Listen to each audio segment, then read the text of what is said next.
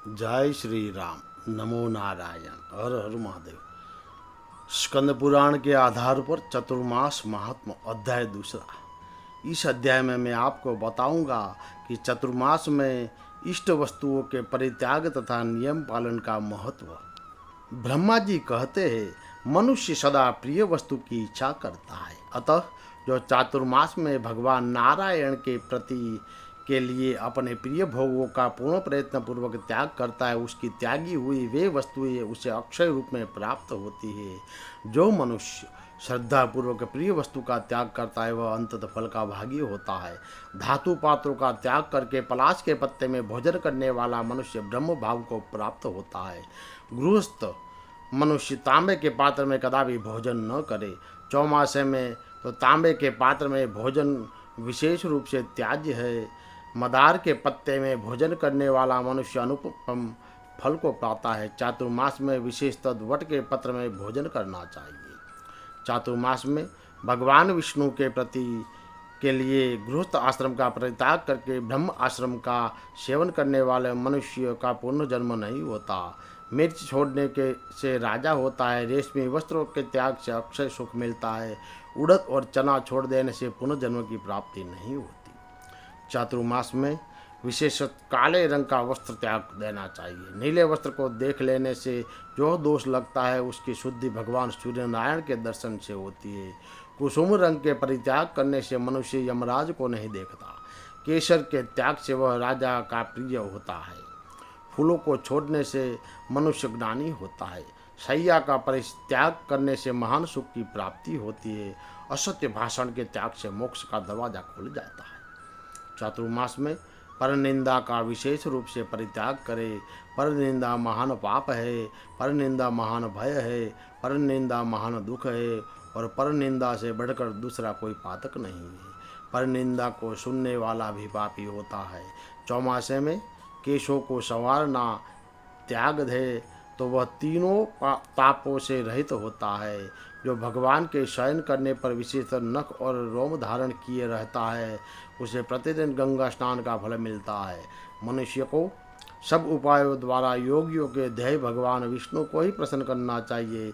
समस्त वर्णों एवं श्रेष्ठ पुरुषों के द्वारा भी भगवान श्री हरि का ही चिंतन करना चाहिए। भगवान विष्णु के नाम से मनुष्य घोर बंधन से मुक्त हो जाता है। चातुर्मास में उनका विशेष रूप से स्मरण करना उचित है। कर्क की संक्रांति के दिन भगवान विष्णु का भक्तिपूर्वक पूजन करके प्रसन्न एवं शुभ जामुन के फलों से अर्घ देना चाहिए।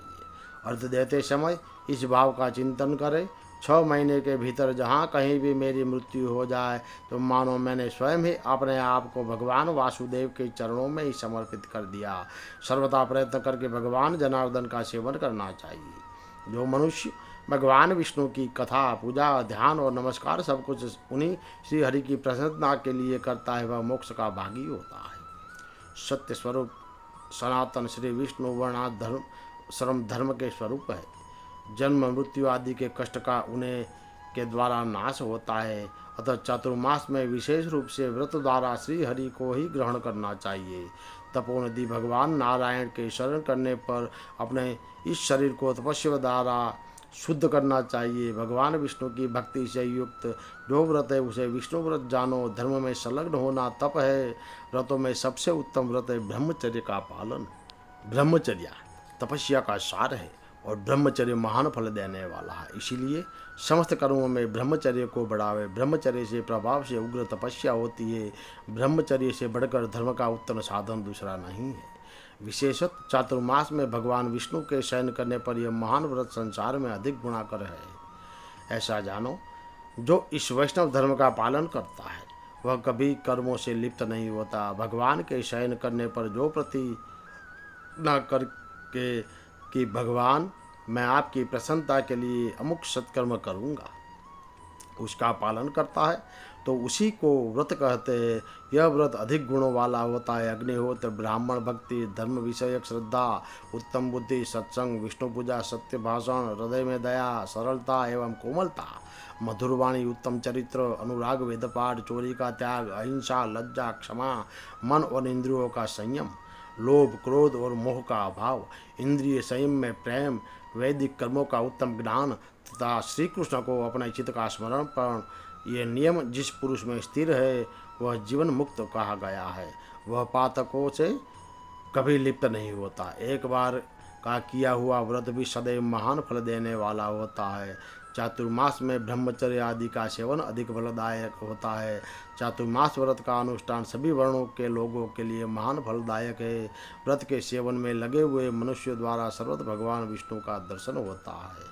चातुर्मास आने पर व्रत का यत्नपूर्वक पालन करे। विष्णु ब्राह्मण और अग्नि स्वरूप तीर्थ का सेवन कर चारों वेदमय स्वरूप वाले अजन्मा विराट पुरुष को भजे, जिनके प्रसाद से मनुष्य मोक्ष रूपी मानव वृक्ष के ऊपर चढ़ जाता है और कभी संताप को प्राप्त नहीं होता। स्कंद पुराण के और ब्रह्म पुराण में लिखा हुआ चातुर्मास महात्मा का दूसरा अध्याय समाप्त।